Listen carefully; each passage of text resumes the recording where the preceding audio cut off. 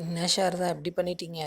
அபூர்வா ஏற்றி விட்டதில் மீரா சாரதா கிட்ட வந்து நீ அவருக்கு டிவோர்ஸ் கொடுக்கலன்னா இந்த கல்யாணத்தை நான் நடக்கவே விட மாட்டேன் அப்படின்னு சண்டை போடுறாங்க.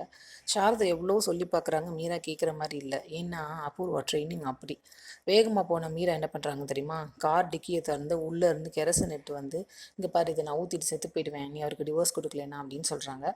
நான் செத்ததுக்கப்புறம் உன் பையனுக்கு கல்யாணம் வச்சுக்கோ அப்படின்னு சொல்கிறாங்க. சாரதா சொல்கிறாங்க, ஒருத்தர் சாவு மேலே இன்னொருத்தர் வாழ்க்கை என்றைக்கும் ஆரம்பிக்காது மீரா அப்படின்னு சொல்கிறாங்க. நீ கையெழுத்து போட்டு கொடுக்க மாட்டேங்கிறியே அப்படின்னு கேட்குறாங்க. கண்டிப்பாக நான் போட்டு தரேன் அப்படின்னு சொல்கிறாங்க சாரதா. மீரா கேட்குற மாதிரியே இல்லை. நான் உன்னை நம்ப மாட்டேன், உன் பையன் மேலே சத்தியமாக சொல்லு அப்படிங்கிறாங்க.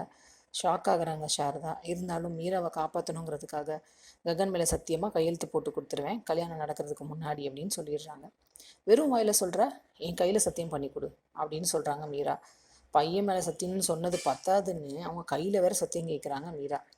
சத்தியமாக பண்ணி கொடுத்துருவேன் அப்படின்னு சாரதா சொல்கிறாங்க. உடனே இப்போ உன்னை நம்புகிறேன் அப்படின்னு சொல்லிட்டு போகிறாங்க. இந்த பக்கம் பார்த்தா நக்ஷத்ரா பொண்ணு மாதிரி அலங்காரம் பண்ணிகிட்டு இருக்காங்க. செர்ரியும் பட்டு வேஷ்டி ஷர்ட்டெல்லாம் போட்டிருக்காரு. நக்ஷத்ராவை போய் பார்க்குறாரு. நக்ஷத்ரா வந்து, நீ என்னடா மாப்பிள்ளை மாதிரி ட்ரெஸ் பண்ணிகிட்டு இருக்க அப்படின்னு கேட்குறாங்க.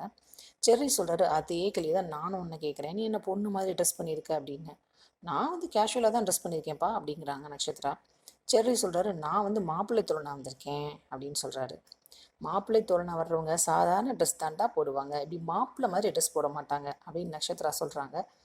மரியாதையாக சொல்கிறேன், இந்த ட்ரெஸ்ஸை மாற்றிடு, உனக்கு இந்த ட்ரெஸ் ரொம்ப கேவலமாக இருக்குது அப்படின்னு சொல்கிறாங்க. அவர் சொல்கிறாரு, நீ மட்டும் என்ன அப்சரஸ் மாதிரியா இருக்க, வீட்டு வேலைக்காரி மாதிரி தான் இருக்க அப்படிங்கிறாரு. அப்படின்னு சொல்லிட்டு ஒரு வார்னிங் கொடுக்குறாரு பாருங்க.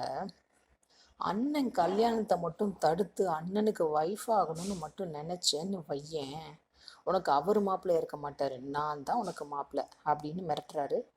நக்ஷத்ரா கொஞ்சம் ஆடி தான் போயிட்டாங்க. ஒரு குடும்பமே கல்யாணத்தை நிப்பாட்டுறதுக்கு ரெடி ஆகிட்டுருக்கு, அப்பா அம்மா பொண்ணுன்னு. இதெல்லாம் தெரியாமல் ககன் வேற ரெடி ஆகிட்டுருக்காரு. வெயிட் பண்ணி பார்ப்போம் இன்னும் என்னென்ன செய்ய காத்திருக்காங்க சரத்சந்திரா அண்ட் ஃபேமிலின்னு. சீரியல் அப்டேட்ஸ்க்கு எங்கள் சேனலை சப்ஸ்கிரைப் பண்ணுங்கள். மீண்டும் அடுத்த அப்டேட்டில் சந்திப்போம்.